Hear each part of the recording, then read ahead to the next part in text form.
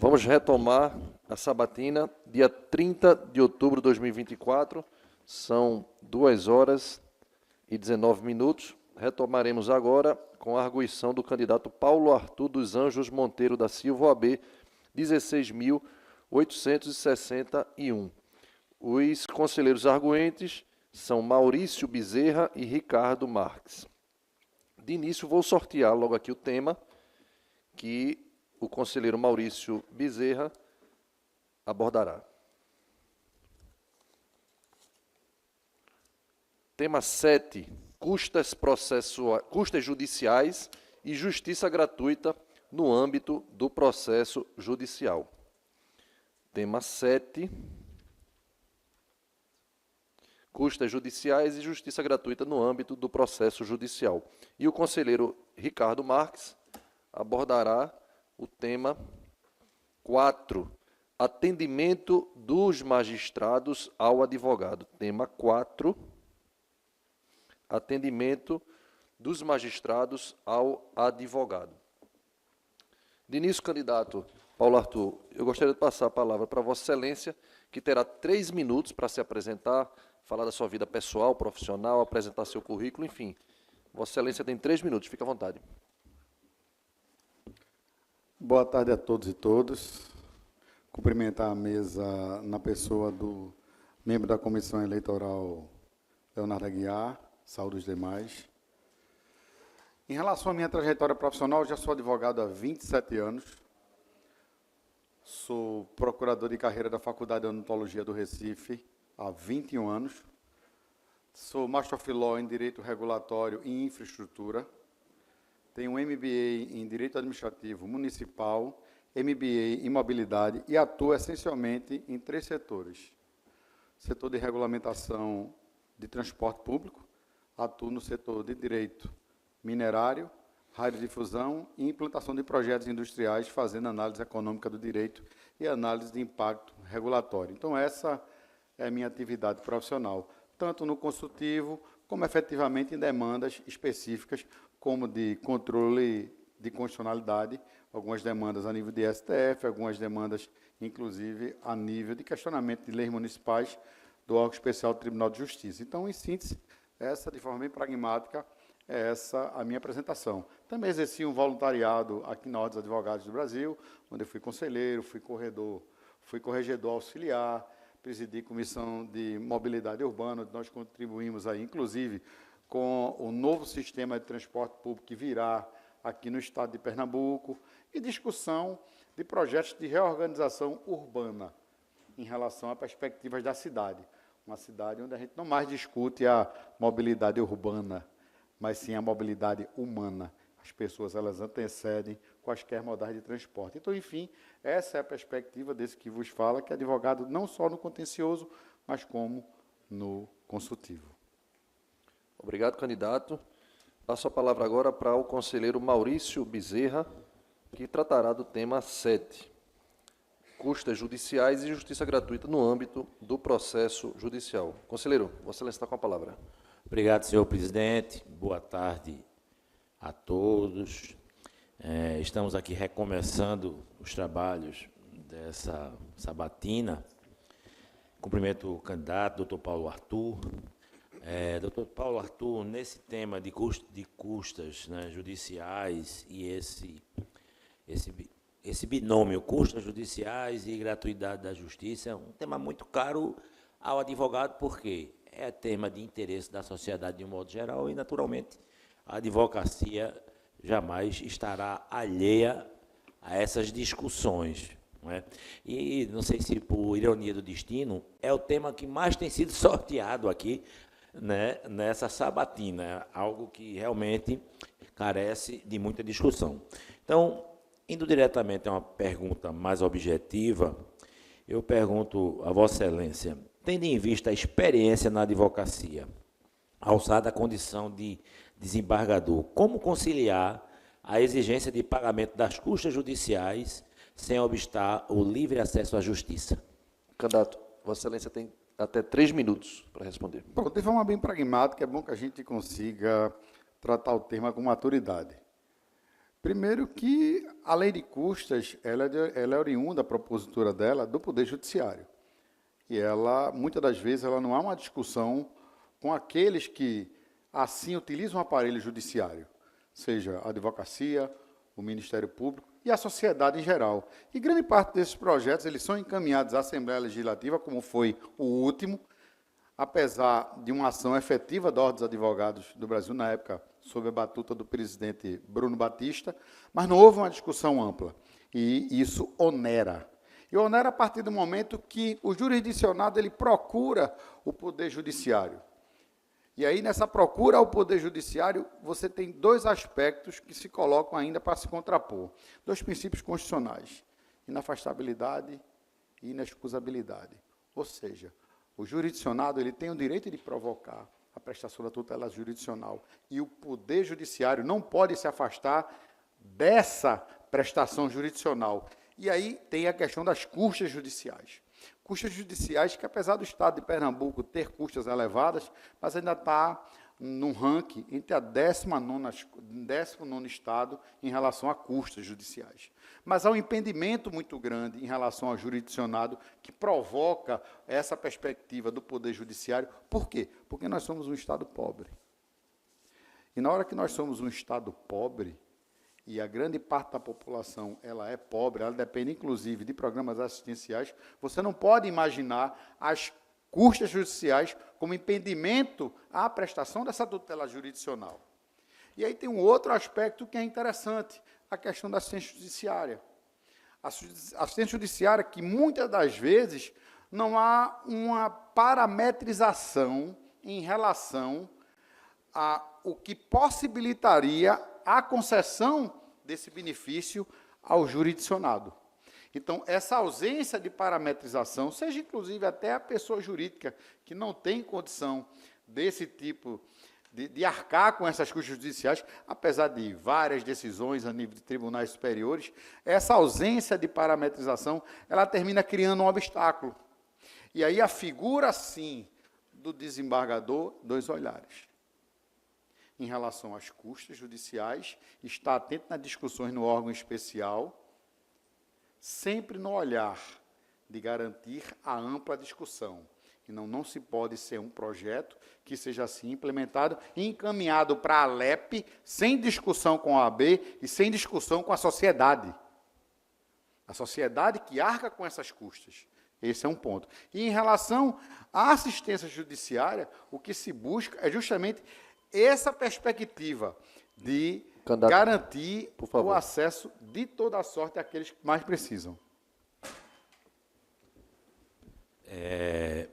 Candidato, ainda nesse tema, naturalmente,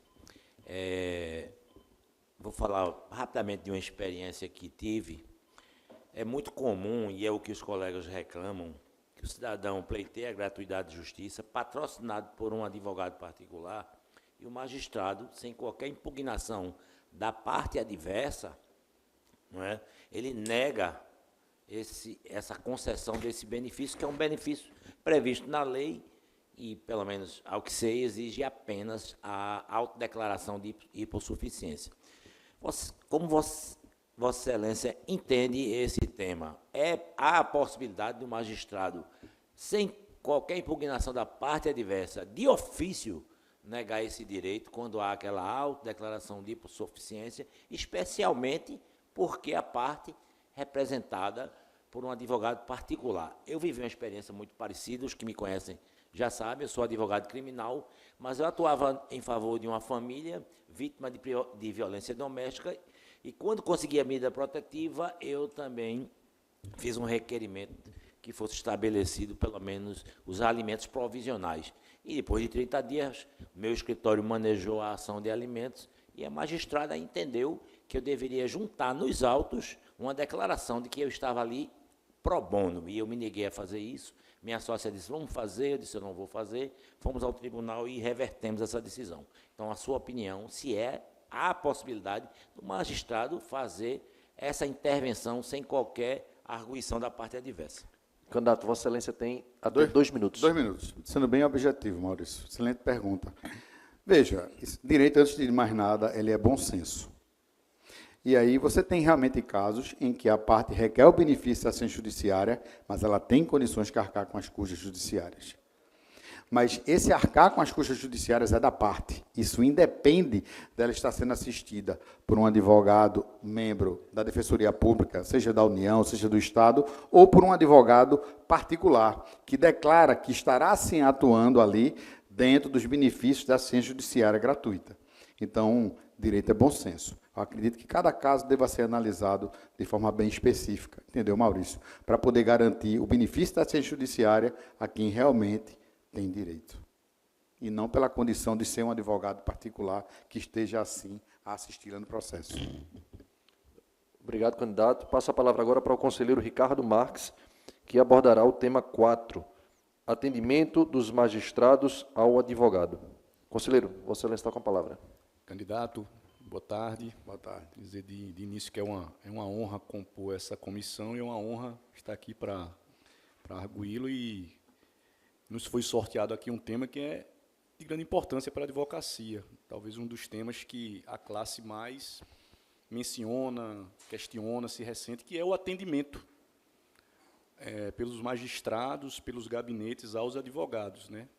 A gente deve considerar que o atendimento à advocacia não deixa de ser uma das formas de prestação do serviço jurisdicional, e dentro dessa perspectiva, uma vez que o senhor se prontifica ao cargo, eu questiono se há, qual a sua forma de pensar, a sua forma de ver, e se já tem alguma ideia de como organizará a forma de atendimento aos advogados. Primeiro, se irá atender todos os advogados, qual vai ser a ordem de preferência desses advogados, a forma de atendimento, presencial, telepresencial, por telefone, se será todos os dias ou não.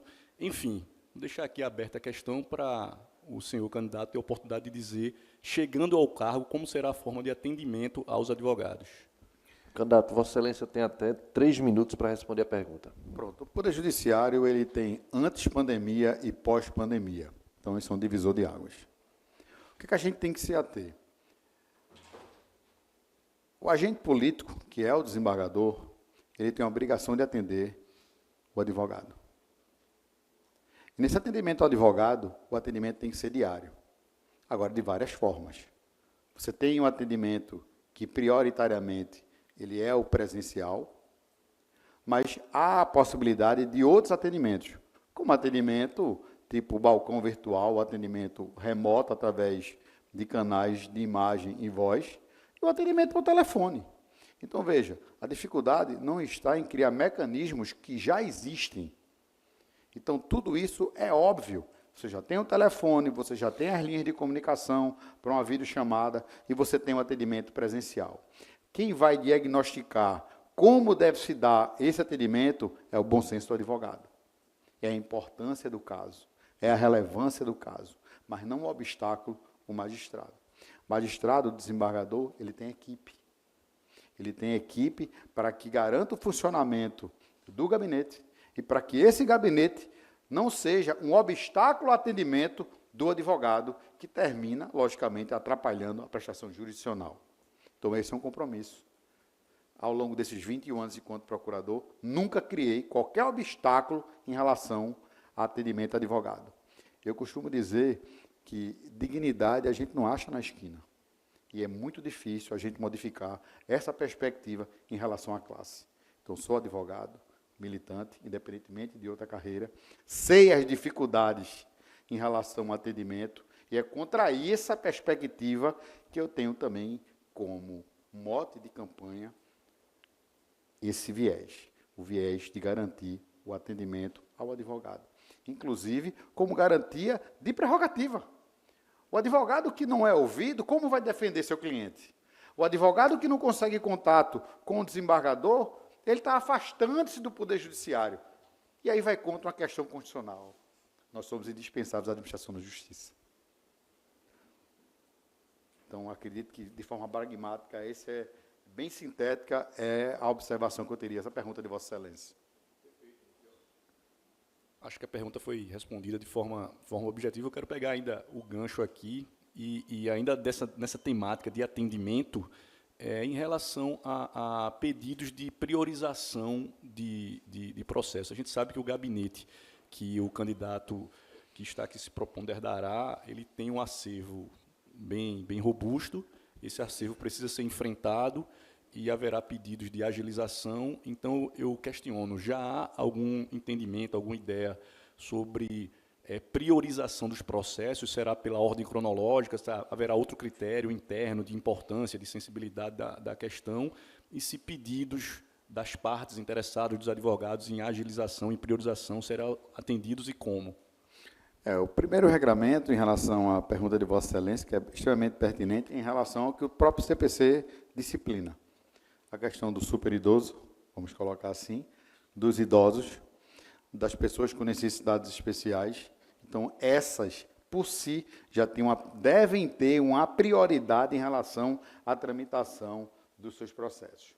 Em relação ao atendimento do advogado, voltando um pouco até a pergunta anterior, o advogado, a partir dos 60 anos, ele tem que ter uma prioridade em relação ao atendimento no tocante aos demais. Então, essa sistematização não é complexa, isso passa por gestão. Então, a proposta é de gestão de gabinete para que possa atender a prioridade tanto do advogado, que tem o direito à prioridade do atendimento, como também em relação aos processos que têm a devida priorização já no Código de Processo Civil. Então, essa é a perspectiva, gestão e organização. Em relação aos pedidos de prioridade, veja, você tem aqueles pedidos que a própria natureza da demanda exige um olhar prioritário. Os pedidos liminares, pedidos de tutela de urgência, pedido de suspensão, entendeu? Então, essa própria é aplicar, mais uma vez, o que o regramento processual disciplina e que é de natureza cogente à prática do gabinete, não criando, na realidade, ambientes favoráveis a outros tipos de conduta. O princípio é da transparência. Com transparência, a gente consegue um poder judiciário célere, um poder judiciário acessível e, antes de mais nada, um poder judiciário que garanta aquilo que a gente tanto fala aqui, a defesa das prerrogativas, que não é só do advogado, é garantir o jurisdicionado que está lá na ponta. Obrigado, candidato. Vamos agora sortear uma pergunta do público que deverá ser respondida por Vossa Excelência em até 2 minutos.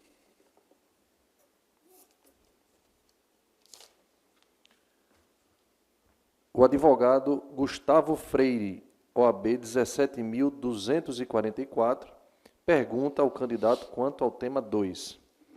Como o candidato enxerga hoje o modelo de plenário virtual para julgamentos no TJPE, principalmente na perspectiva da sustentação oral? Como o candidato enxerga hoje o modelo de plenário virtual para os julgamentos do TJPE, principalmente na perspectiva da sustentação oral? Eu vou entregar aqui a pergunta a Vossa Excelência, se assim desejar consultá-la. Não, ok, já deu para frisar. Vossa Excelência tem até 2 minutos para responder. Pronto, vou ser bem objetivo. A questão dos plenários virtuais, veja, elas advieram aí com a questão, mais uma vez, da pandemia. Eu acredito que seja um avanço. Agora, o que é que se tem que fazer? E aí tem o exercício bem objetivo do Tribunal de Justiça de São Paulo, que quando houver interesse do julgamento presencial, é facultado ao advogado assim se manifestar ao desembargador relator, à secretaria da respectiva Câmara. Então, veja, mais uma vez é bom senso. Aquele processo que é de alta importância, em que a matéria não é complexa, que você já tem o entendimento, já tem o precedente, apesar do sistema brasileiro, o precedente ser uma jabuticaba, que é uma mistura de common law com civil law. Mas, sem fugir do tema, esses processos não complexos, eles podem seguir um julgamento através do plenário virtual, se o advogado assim entender que lhe é mais fácil participar de uma sustentação oral, ou até dispensar essa sustentação oral. Agora, aqueles outros processos em que há a imprescindibilidade da atividade do advogado na sustentação oral, ele pode sim solicitar ao desembargador relator, à secretaria da turma, que aquele processo seja retirado da plenária virtual e assim no julgamento presencial, onde ele pode comparecer ao púlpito E aqui, olhar para as pessoas, olhar para os julgadores, para os sabatinadores e fazer a defesa do mais importante, que é do seu cliente. Muito obrigado, candidato, e devolvo-lhe a palavra para suas considerações finais em até 1 minuto. Agradecer a Ordem dos Advogados do Brasil, agradecer à mesa pela oportunidade de poder esclarecer as perguntas do público, entendeu? Então, um advogado militante ao longo desses 27 anos, eu entendo que posso sim colaborar nessa perspectiva de oxigenação do Tribunal de Justiça de forma colaborativa. De forma colaborativa, levando os 27 anos de advocacia, levando toda a história de vida que não foi fácil para o Tribunal de Justiça com outro olhar. Então, esse é o aspecto. Então, aqui eu não estou simplesmente como candidato e candidato cotista. Não, eu estou como candidato, como advogado, que antes de cota eu sou advogado. A história pessoal, ela apenas é um tijolinho nessa escada que chega às cadeiras, às ocupações dos espaços de poder. Mas ainda há muito que se fazer. Obrigado. Nós é que agradecemos, candidato Paulo Arthur, agradecemos sua contribuição.